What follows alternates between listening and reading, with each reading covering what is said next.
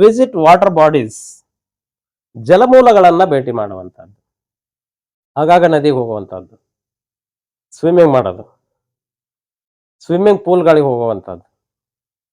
ಅಲ್ಲಿ ಹೋಗಿ ಸಮಯವನ್ನು ವ್ಯರ್ಥ ಮಾಡೋದ್ರಿಂದ ಏನಾಗುತ್ತೆ ಅಂತ ಕೇಳಿದ್ರೆ ಇಲ್ಲಿರುವಂತಹ ಸಮಸ್ಯೆಗಳು, ಭಾವನಾತ್ಮಕ ಶುಷ್ಕತೆ ಅನ್ನುವಂಥದ್ದು ಕೂಡ ಅಲ್ಲಿ ಕಡಿಮೆ ಆಗುತ್ತೆ. ಯಾಕಂದ್ರೆ ಮಾನಸಿಕ ಗೊಂದಲಗಳ ಕಾರಣದಿಂದನೇ ಇವೆಲ್ಲ ಬರ್ತಾ ಇರುವಂತದ್ದು ಇರುತ್ತೆ. ನೀರು ಕುಡಿಯಕ್ ಆಗದೆ ಇರುವಂತದ್ದು ಏನದು? ಮಾನಸಿಕ ಗೊಂದಲ. ಹಾಗಾಗಿನೇ ಅಲ್ಲೊಂದು ಸಮಸ್ಯೆ ಇರುತ್ತೆ. ಯಾವಾಗ ನೀನ ಇನ್ನೊಂದು ಸಹಜವಾಗಿ ಸ್ನಾನ ಮಾಡೋದಕ್ಕೆ ಕೆಲವರು ಬಾಡಿ ಮೇಲೆ ಮಾತ್ರ ನೀರು ಹಾಕೋತಾರೆ, ಹೌದಾ? ಬಾಡಿ ಮೇಲೆ ನೀರು ಹಾಕೋದಾಗ ಅಂತಾರೆ, ಅವ್ರಿಗೆ ಬಿಸಿನೀರ್ ಸ್ನಾನನೇ ಆಗ್ಬೇಕು, ತಣ್ಣೀರ್ ಸ್ನಾನ ಆಗಲ್ಲ. ಒಂದಿಷ್ಟು ತಣ್ಣೀರನ್ನ ತಗೊಂಡು ತಲೆ ಮೇಲೆ ಹಾಕು, ಏನಾಗುತ್ತೆ? ಉಸಿರಾಟ ತಾನೇ ಕೆಲಸ ಮಾಡಕ್ ಶುರು ಮಾಡುತ್ತೆ, ಹೌದಾ? ಒಂದು ಚೆಂಬು ನೀರ್ ತಗೊಂಡು ತಲೆ ಮೇಲೆ ಹಾಕೊಂಡಾಗ್ಲೇ ಉಸಿರಾಟ ಕ್ರಿಯೆ ಅನ್ನುವಂತ ಸರಳ ಆಗತ್ತೆ ಅಂತ ಕೇಳಿದ್ರೆ ನೀನ್ ಸ್ವಿಮ್ಮಿಂಗ್ ಪೂಲ್ ಅಲ್ಲಿ ಈಜ್ ಹೊಡಿಯೋವಾಗ ಸರಿ ಆಗತ್ತಾ? ಅಲ್ಲಿಂದ ನದಿಗೆ ಹೋಗು,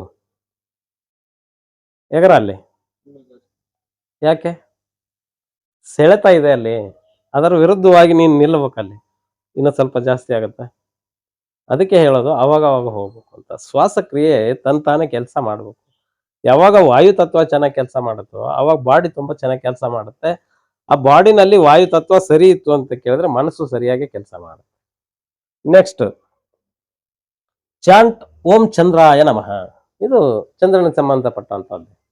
ಈ ಮಂತ್ರ ಜಪ ಮಾಡೋದ್ರಿಂದ ಕೂಡ ಮನಸ್ಸು ಅನ್ನುವಂಥದ್ದು ಹಗುರ ಆಗತ್ತೆ. ಸ್ಪೆಂಡ್ ಟೈಮ್ ವಿತ್ ಫ್ಯಾಮಿಲಿ, ಕುಟುಂಬದೊಂದಿಗೆ ಸಮಯವನ್ನ ತೆಗೆಯೋದ್ರಿಂದ ಏನಾಗುತ್ತೆ ಅಂತ ಕೇಳಿದ್ರೆ ಮಾನಸಿಕ ಒಂದು ಭಾವನಾತ್ಮಕ ಶುಷ್ಕತೆ ಅನ್ನುವಂಥದ್ದು ಏನಿದೆಯೋ ಅದು ಕೂಡ ಕಡಿಮೆ ಆಗುತ್ತೆ. ಸಹಾನುಭೂತಿ ಅನ್ನುವಂಥದ್ದು ನಿಧಾನವಾಗಿ ಬರುತ್ತೆ. ನೆಕ್ಸ್ಟ್, ಎಕ್ಸ್ಪ್ರೆಸ್ ಎಮೋಷನ್ಸ್ ಓಪನ್ಲಿ, ಭಾವನೆಗಳನ್ನ ಮುಕ್ತವಾಗಿ ವ್ಯಕ್ತಪಡಿಸುವಂಥದ್ದು. ಏನ್ ಕಾರಣ ಇದಕ್ಕೆ ಅಂತ ಗೊತ್ತಾಯ್ತಾ? ಮಾನಸಿಕ ಕಾಯಿಲೆ ತಾನೇ ಇದು. ಒಳಗೆ ಏನೋ ಭಾವನೆಗಳಿದೆ, ಅದನ್ನ ಮುಕ್ತವಾಗಿ ಯಾರ ಮುಂದೆನೂ ಹೇಳ್ಕೊಳ್ಳೋ ಹಾಗಿಲ್ಲ. ಆ ವ್ಯಕ್ತಪಡಿಸದೇ ಇರುವಾಗ ಏನಾಗತ್ತೆ, ಅದು ಇಲ್ಲಿ ಸಹಾನುಭೂತಿಯ ಕೊರತೆ ಅನ್ನುವಂಥದ್ದಕ್ಕೆ ಕಾರಣನೇ ಅದು. ಒಳಗಡೆ ಭಾವನೆ ಇದೆಯಲ್ಲ, ಎದುರುಗಡೆ ಹೇಳ್ಕೊಳಕ್ ಆಗ್ತಾ ಇಲ್ಲ. ಅವರೇ ತಿಳ್ಕೊಳ್ಳಿ, ಅವ್ರ್ಯಾಕೆ ತಿಳ್ಕೊಬಾರ್ದು, ಅವ್ರ್ಯಾಕೆ ಕೇಳಬಾರ್ದು? ಈ ಭಾವನೆಗಳಿಗೆ ಕಾರಣ ಏನಾಗಿದೆ? ಒಣ ಬಾಡಿ ಅಂತ, ಒಣದು ಒಣಗೋಗ್ಬಿಟ್ಟಿದೆ ಅದು, ಅದಕ್ಕೆ ಹಂಗ ಆಗ್ತಾ ಇದೆ. ಅದಕ್ಕೆ ನೀರ್ ಹಾಕು, ಸಿಗರುತ್ತೆ ಅದು. ಒಣಗಿ ಹೋಗಿರತಕ್ಕಂತಹ ಗಿಡ ಮರಗಳು ಹೇಗಿರುತ್ತೆ, ಗಿಡ ಈಗ ಒಂದು ಗಿಡ ಅಂತ ಇಟ್ಕೊಳ್ಳೋಣ, ಅದಕ್ಕೆ ನೀರ್ ಹಾಕಿಲ್ಲ, ಒಣಗೋಗ್ತಾ ಇದೆ ಅದು. ಒಂದಿಷ್ಟು ನೀರ್ ಹಾಕು, ಎಲೆಗಳು ತಾನೇ ಚಿಗುರುತ್ತೆ, ನಿನ್ನ ಭಾವನೆಗಳು ಹೊರಗಡೆ ತಾನೇ ಬರುತ್ತೆ. ಅದು ನೀರ್ ಹಾಕು, ನೀನ್ ಸಾಕು. ನೆಕ್ಸ್ಟ್, ಪ್ರಾಕ್ಟೀಸ್ ಗ್ರಾಟಿಟ್ಯೂಡ್, ಕೃತಜ್ಞತೆಗಳನ್ನ ಅಭ್ಯಾಸ ಮಾಡ್ಕೊಳ್ಳುವಂಥದ್ದು. ಯಾರೋ ಏನೋ ಮಾಡಿದ್ದಾರೆ, ಒಳ್ಳೇದು ಮಾಡಿದ್ದಾರೆ, ನಿನ್ಗೆ ಒಂದು ಥ್ಯಾಂಕ್ಸ್ ಹೇಳೋದಕ್ಕೂ ಕೂಡ ಇಲ್ಲಿ ಎನರ್ಜಿ ಇಲ್ಲ. ಈಗ ಎನರ್ಜಿ ಇಲ್ಲ ಅಲ್ಲಿ ಥ್ಯಾಂಕ್ಸ್ ಹೇಳೋದಕ್ಕೂ ಕೂಡ. ಅವ್ರಿಗೆ ಒಂದಿಷ್ಟು ಭಾವನಾತ್ಮಕವಾಗಿರ್ತಕ್ಕಂಥ ಸ್ಪಂದನೆ ಇಲ್ಲ, ಯಾಕಂದ್ರೆ ಭಾವನೆಗಳೇ ಸತ್ತೋಗಿದೆ ಇಲ್ಲಿ. ಹಾಗಿದ್ದಾಗ ಏನಾಗತ್ತೆ ಅಂತ ಕೇಳಿದ್ರೆ, ಆ ಮಾಡಿರೋರ್ಗೆ ಏನ್ ಅನ್ಸುತ್ತೆ ಅಂತ ಕೇಳಿದ್ರೆ, ಏನ್ ಮಾಡಿದ್ರೆ ಏನ್ ಬಿಡೋ ಅವ್ರಿಗೆ ಅಂತ. ಕೃತಜ್ಞತೆನೇ ಇಲ್ಲ ಅಂದ್ರೆ ಏನ್ ಮಾಡಿದ್ರೆ ಏನು ಅವ್ರಿಗೆ? ಅವರು ಇವರಿಂದ ದೂರ ಆಗುವಂತ ಸಮಸ್ಯೆಗಳು ಏನ್ ಬರುತ್ತೆ, ಅದಕ್ಕೇನೆ ರಿಲೇಶನ್ಶಿಪ್ ಇಶ್ಯೂಸ್ ಅಂತ ಕರೆಯುವಂತ. Next, cook for loved one, ಅಂದ್ರೆ ತಮ್ಮ ಪ್ರೀತಿ ಪಾತ್ರರಿಗಾಗಿ ಏನಾದ್ರೂ ಅಡಿಗೆ ಮಾಡಿ ಬಡಿಸುವಂತದ್ದು ಕೆಲಸವನ್ನು ಮಾಡೋದ್ರಿಂದ ಕೂಡ ಈ ಒಂದು ಭಾವನಾತ್ಮಕ ಸಮಸ್ಯೆಗಳು ಅನ್ನುವಂಥದ್ದು, ಯಾಕಂದ್ರೆ ಅವರಿಂದ ಒಳ್ಳೆ ಅಭಿಪ್ರಾಯ ಅನ್ನುವಂಥದ್ದು ಬರಬೇಕು. ಅವ್ರನ್ನ ಪ್ರೀತಿಸ್ಬೇಕು. ಹೇಗೆ ಪ್ರೀತಿಸ್ಬೇಕು? ಹಿಂದೆ ಹೇಳಿದ್ನಲ್ಲ, ಮೇಲ್ ಬಿದ್ದು ಪ್ರೀತಿಸೋದಲ್ಲ. ಯಾಕಂದ್ರೆ ಅಲ್ಲಿ ಜಾಸ್ತಿ ಆಗಿತ್ತು. ಜಾಸ್ತಿ ಆದವ್ರು ನೋಡ್ ನೀನು. ತಾಯಿಯ ಗುಣಗಳು ಏನೇನಿರುತ್ತೆ? ಊಟ ಹಾಕ್ಬೇಕು, ಒಳ್ಳೆ ಬಟ್ಟೆ ಕೊಡ್ಬೇಕು. ಚಂದ್ರದೋಷ ಇದ್ದವ್ರು ಏನೇನ್ ಮಾಡ್ತಿರ್ತಾರೆ ಇಲ್ಲಿ? ಬೇಡ ಅಂದ್ರೂ ಊಟ ಕೊಡ್ತಾರೆ ಕರ್ಕೊಂಡೋಗಿ. ಬಾರ, ಎಲ್ಲ ಇದೆಯಾ, ಬಾರ ತಿನ್ನು, ತಗೋ ಅದ್ ತಗೋ, ಇದು ತಿನ್ನು, ಆ ತಿನ್ನು, ಬಟ್ಟೆ ಕೊಡಿಸ್ತೀವಿ ಬಾ. ನೀ ಬೇಡಮ್ಮ, ನೀನ್ ಸುದ್ದಿನೇ ಬೇಡ, ನೀನ್ ಸವಾಸನೆ ಬೇಡ, ನನ್ಗೆ ಕಾಲ್ ಮುಗಿತೀನಿ ಬಿಡು ಅಂದ್ರೂ ಬಿಡಲ್ಲ ತಾನೆ. ಎಳ್ಕೊಂಡು ಹೋಗಿ ಆದ್ರೂ ಕೊಡ್ತಾರೆ. ಅದು ಮೇಲ್ ಬಿದ್ದು ಮಾಡುವಂತದ್ದು. ಅವ್ರು ಮಾಡಿದ ಅವ್ರ ಹತ್ರ ಏನಾದ್ರು ಕೆಟ್ಟ ಭಾವನೆ ಇದೆಯಾ? ಇಲ್ಲ. ಅವ್ರಿಗೆ ಪ್ರೀತಿ ಇದೆ, ಸ್ವಲ್ಪ ಜಾಸ್ತಿ ಆಗಿದೆ. ಜಾಸ್ತಿ ಆಗೋದಕ್ಕೆ ಓಡ್ತಾ ಇರೋದು. ಇಲ್ಲೂ ಪ್ರೀತಿ ಇದೆ, ವ್ಯಕ್ತಪಡಿಸಕ್ ಆಗ್ತಾ ಇಲ್ಲ. ಹಾಗಾಗಿ ಪ್ರೀತಿ ಪಾತ್ರರಿಗೆ ಏನಾದ್ರೂ ಮಾಡುವಂತ, ಪ್ರೀತಿ ಪಾತ್ರರಿಗಾಗಿ ಏನಾದ್ರು ಮಾಡುವಂತ ಅಭ್ಯಾಸವನ್ನ ಮಾಡ್ಕೊಳ್ಳೋದ್ರಿಂದ ಕೂಡ ಇಲ್ಲಿ ರಿಲೇಶನ್ಶಿಪ್ ಇಶ್ಯೂಸ್ ಅನ್ನುವಂಥದ್ದು ಕಡಿಮೆ ಆಗುತ್ತೆ. ಆ ಭಾವನೆಗಳು ಅವರಿಂದ ಬಂದಾಗ ಅದನ್ನ ಎಕ್ಸೆಪ್ಟ್ ಮಾಡ್ಕೊಳ್ಳುವಂತ ಗುಣಗಳು ಅನ್ನುವಂಥದ್ದು ತಾನೇ ಹೊರಗಡೆ ಬರುತ್ತೆ. ಅವಾಗ ಹಾಗೂ ಪ್ರೀತಿಯನ್ನ ಮುಂದುವರಿಸಬಹುದಾ? ಹಾಗಾಗಿ ಇದನ್ನ ಮಾಡೋದ್ರಿಂದ ಕೂಡ ಈ ಸಮಸ್ಯೆಗಳು ಕಡಿಮೆ ಆಗತ್ತೆ ಅನ್ನುವಂಥದ್ದು ಕಂಡು ಬರುತ್ತೆ. ಇನ್ನು ವೇರ್ ಸಿಲ್ವರ್ ಅಂತ ಹೇಳಿದ್ದಾರೆ. ಈ ಚಂದ್ರ ದೋಷ ಅನ್ನುವಂಥದ್ದು ಪರಿಹಾರ ಆಗ್ಬೇಕು ಅಂತ ಕೇಳಿದ್ರೆ ಸಿಲ್ವರ್ ಅನ್ನ ಧಾರಣೆ ಮಾಡೋದ್ರಿಂದ ಕೂಡ ಬಾಡಿ ಕೂಲ್ ಆಗಿರುತ್ತೆ. ಆ ಕಾರಣದಿಂದ ಸಿಲ್ವರ್ ಧಾರಣೆ ಮಾಡ್ಕೋಬೇಕು ಅಂತ ಹೇಳಿದ್ದಾರೆ. ಕೀಪ್ ವಾಟರ್ ಬಾಲ್ ಇನ್ ನಾರ್ತ್. ವಾಟರ್ ಬಾಲ್, ನೀರಿನ ಪಾತ್ರೆಗಳನ್ನ ಇಲ್ಲಿ ನಾರ್ತ್ ಅಲ್ಲಿ ಇಡೋದ್ರಿಂದ ಕೂಡ ವಾಸ್ತು ದೋಷಗಳು ಹೇಗೆ ಪರಿಹಾರ ಆಗುತ್ತೋ ಹಾಗೆ ಮಾನಸಿಕ ಸಮಸ್ಯೆಗಳು ಕೂಡ ನಿಯಂತ್ರಣಕ್ಕೆ ಬರುತ್ತೆ ಅನ್ನುವಂಥ ವಿಚಾರ ಇಲ್ಲಿ ತಂತ್ರಶಾಸ್ತ್ರದಲ್ಲಿ ಹೇಳುತ್ತೆ ಇದನ್ನು. ಇನ್ನ ಕೀಪ್ ಅಕ್ವೇರಿಯಂ. ಅಕ್ವೇರಿಯಂ ಅನ್ನ ನಾರ್ತ್ ಅಲ್ಲಿ ಅಥವಾ ನಾರ್ತ್ ಈಸ್ಟ್ ಅಲ್ಲಿ ಇಡೋದ್ರಿಂದ ಕೂಡ ಈ ಒಂದು ಜಲದೋಷ ಅನ್ನುವಂಥದ್ದು ಏನಿದೆಯೋ ಇದು ನಿಯಂತ್ರಣಕ್ಕೆ ಬರುತ್ತೆ. ಇವೆಲ್ಲ ವಾಸ್ತುವಿನಲ್ಲಿ ಬಳಸುವಂತ ವಿಚಾರ ಇದು. Next, avoid has speech. ಕಠಿಣವಾದ ಮಾತು ಯಾಕೆ ಬರ್ತಾ ಇದೆ? ಒಂದು ಜಲರಾಶಿಯವರಿಗೆ ಕಠಿಣವಾದ ಮಾತು, ಬ್ರಾಹ್ಮಣನಿಂದ ಕೆಟ್ಟ ಮಾತು ಬಂದ್ರೆ ಅವನು ಆಶೀರ್ವಾದ ಮಾಡ್ಲಿ ಅಂತ ಜನ ಕಾಯ್ತಾ ಇದ್ದಾರೆ. ಅವನೊಂದು ಸಾಧು ಪ್ರಾಣಿ, ಹಸುವಿಗೆ ಹೋಲಿಸಿದಾರೆ ಅಲ್ಲಿ. ಅವನಿಂದ ಒಂದು ಕಠಿಣವಾದ ಮಾತು ಬಂತಂದ್ರೆ ಅದನ್ನು ಶಾಪ ಅಂತ ತಿಳ್ಕೊತಾರೆ.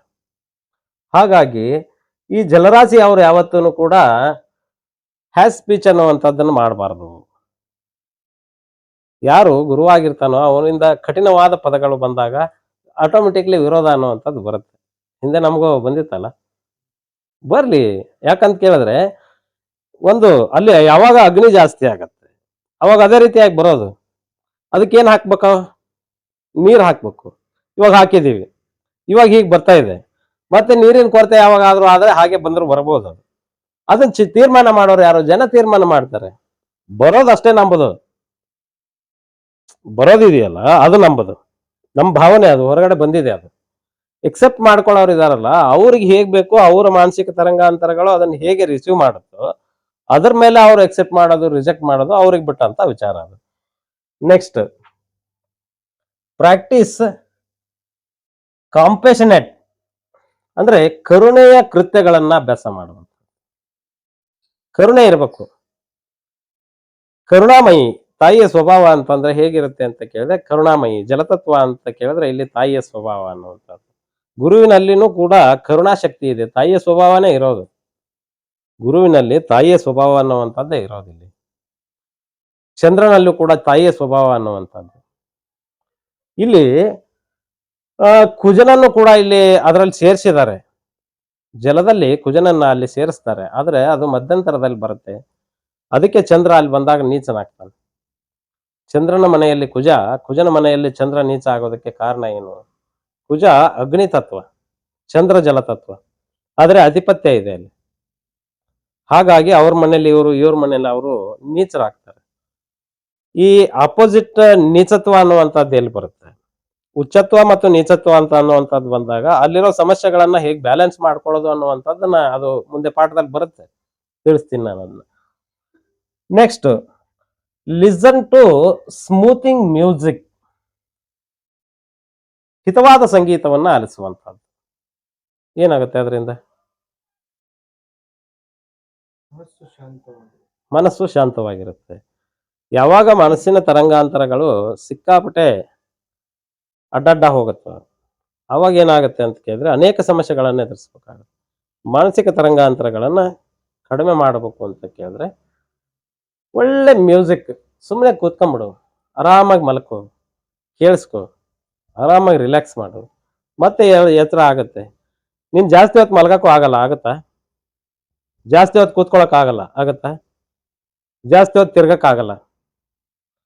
ಯಾವಾಗ ತಿರ್ಬೇಕಾಗಿದೆಯೋ ನೀನ್ ತಿರ್ಗು, ಬಂದ್ಯಾ ಕೂತ್ಕೋ, ರಿಲ್ಯಾಕ್ಸ್ ಮಾಡು, ಆರಾಮಾಗಿರು, ಮತ್ತೆ ಕೆಲಸ ಬರುತ್ತೆ, ಮಾಡು. Next, maintain emotional diary. ಭಾವನಾತ್ಮಕವಾದ ದಿನಚರಿಯನ್ನು ಇಟ್ಟುಕೊಳ್ಳಿ. ಯಾಕೆ ಇಟ್ಕೋಬೇಕು? ನಾನು ಏನ್ ತಪ್ಪು ಮಾಡತಾ ಇದ್ದೀನಿ ಅನ್ನುವಂಥದ್ರ ನೆನಪುಗಳನ್ನ ಮಾಡ್ಕೊಳ್ಳೋದ್ರಿಂದ, ಅದನ್ನ ನೋಡೋದ್ರಿಂದ ಏನಾಗುತ್ತೆ ಅಂತ ಕೇಳಿದ್ರೆ, ಆ ತಪ್ಪನ್ನ ನಾನು ಮಾಡಬಾರ್ದು ಅನ್ನುವಂಥದ್ದು ಭಾವನೆಗಳು ಬಂದಾಗ ಈ ಎಲ್ಲ ಸಮಸ್ಯೆಗಳಿಗೆ ಪರಿಹಾರ ಸಿಗುತ್ತೆ ಅನ್ನುವಂಥ ವಿಚಾರವನ್ನ ಮುಂದಿಟ್ಕೊಂಡೇನೆ ಈ ಮೇಂಟೈನ್ ಎಮೋಷನಲ್ ಡೈರಿ ಅನ್ನತಕ್ಕಂಥ ವಿಚಾರವನ್ನ ಇಲ್ಲಿ ಮೆನ್ಷನ್ ಮಾಡಿದ್ದಾರೆ. ಇವಿಷ್ಟು ಈ ಒಂದು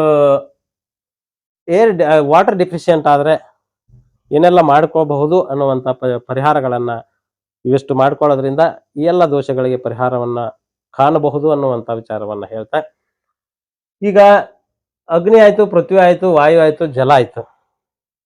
ಇನ್ನ ನೆಕ್ಸ್ಟ್ ಆಕಾಶ ತತ್ವದಲ್ಲಿ ಜಾಸ್ತಿ ಆದ್ರೆ ಏನೆಲ್ಲ ಆಗತ್ತೆ ಅನ್ನುವಂಥ ವಿಚಾರವನ್ನ ಮುಂದಿನ ಪಾಠದಲ್ಲಿ ತಿಳ್ಕೊಳ್ಳೋಣ ಅಂತ ಹೇಳ್ತಾ ಇವತ್ತಿನ ಪಾಠವನ್ನ ಮುಗಿಸ್ತಾ ಇದ್ದೀನಿ. ರಾಶಿ ಇಲ್ಲ, ತತ್ವ. ನಾನು ಇಷ್ಟೊತ್ತು ಹೇಳಿದ್ದು ಮುಗೀತು. ಭೂಮಿಯ ಮೇಲಿನ ಎಲ್ಲ ವಿಚಾರಗಳು ಅಗ್ನಿ, ಪೃಥ್ವಿ, ವಾಯು, ಜಲಕ್ಕೆ ಸೀಮಿತವಾಗಿರುತ್ತೆ. ಗುರು ಅಂದ್ರೇನೆ ಆಕಾಶ ತತ್ವ. ಇಲ್ಲಿ ಕೆಳಗಡೆ ಇರುವಂತ ನೀರಿಗೂ ಏನು ಸಾಗರದವರೆಗೂ ಬಂದಿದ್ಯಾ ನೀನು? ಸಾಗರಕ್ಕೆ ಬಂದು ನೀರು ಶಾಂತವಾಗಿದೆ. ಆಕಾಶ ತತ್ವ ಅಂತ ಕೇಳಿದ್ರೆ ನಿನಗೆ ಕ್ಲಾಶ್ ಆದಾಗ ಮೇಲೆ ಹೋಗಿರತಕ್ಕಂತ ನೀರಿದೆಯಲ್ಲ, ಅದು ಆಕಾಶದಲ್ಲಿ ಹೋಗಿ ತಿರುಗಿ ನಿನಗೆ ವಾಪಸ್ ಬರುತ್ತಲ್ಲ, ಅದೇ ಗುರುತತ್ವ. ಎಸ್, ಅದು ಹೆಚ್ಚಾದ್ರೆ ಏನಾಗತ್ತೆ? ಭೂಮಿಯನ್ನ ಬಿಡ್ಬೇಕು ಅಂತ ಕೇಳಿದ್ರೆ ಭಾವನೆಗಳ ಕೊರತೆ ಆಗ್ಬೇಕು. ನೀನಿಲ್ಲಿ ಯಾತಕ್ ಬಂದಿದೀಯಾ? ಜ್ಞಾನ ಸಿದ್ಧಾಂತವನ್ನ ಬೋಧನೆ ಮಾಡಕ್ ಬಂದಿದೀಯಾ. ಸಾಕಾಗಿದೆ ನಿನ್ಗೆ. ಅಗ್ನಿ, ಪೃಥ್ವಿ, ವಾಯು, ಜಲ ಎಲ್ಲ ಮುಗಿದಿದೆ ನಿಂದು. ಅಲ್ಲ, ಅದಕ್ಕೆ ಹೇಳ್ತಾ ಇದ್ದೀನಿ, ಅದೆಲ್ಲ ಮುಗಿದಾದ್ಮೇಲೆ ಬಿಡಬೇಕು ಅಂತ ಕೇಳಿದ್ರೆ ನಿನ್ಗೆ ಇಲ್ಲಿ ಏನು ಕೆಲಸ ಇರಲ್ಲ. ಒಂದ್ ವೇಳೆ ನಿನಗೆ ಅದನ್ನ ಬಿಡಕ್ಕೂ ಆಗ್ತಾ ಇರಲ್ಲ ಅಂತಂದ್ರೆ ಏನ್ ಮಾಡ್ತೀಯ ನೀನು? ಅದನ್ನೇ ಮುಂದಿನ ಪಾಠದಲ್ಲಿ ತಿಳ್ಕೊಳ್ಳೋಣ ಅಂತ ಹೇಳ್ತಾ ಇವತ್ತಿನ ಪಾಠನ ಮುಗಿಸ್ತಾ ಇದ್ದೀನಿ. ನಮಸ್ಕಾರ, ಧನ್ಯವಾದಗಳು.